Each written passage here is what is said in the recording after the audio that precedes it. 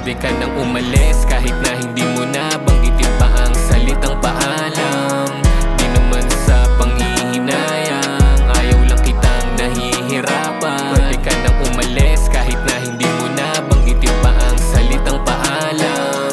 Di naman sa panghihinayang, ayaw lang kitang nahihirapan. Sinubukan naman natin di ba na ayusin, kaso parang ang hirap mo na rin na suyuin.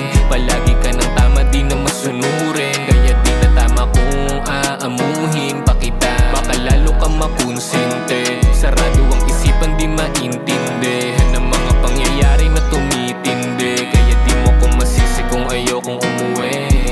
Maalala mo kung paano mo sinayang ang kahalagahan ng isang kagaya ko.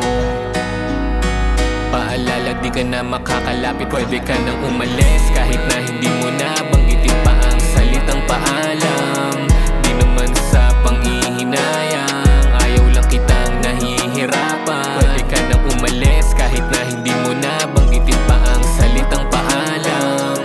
Di naman sa panghihinayang, ayaw lang kitang nahihirapan. Sa mata ng iba, ikaw ang biktima, tangina di man lang nakapagsalita. Bakit di mo rin sabihin, aminin sa kanila na ang mga galawan mo ay di na pangkakampi pa? Kahit nakasama ka sa bahay o katabi ka, ay pinaramdam mo sa'kin na ako lang mag-isa. Nasanay na lang din dito na matulog mag-isa, kaya di mo ko masisi kung piliin ko na siya.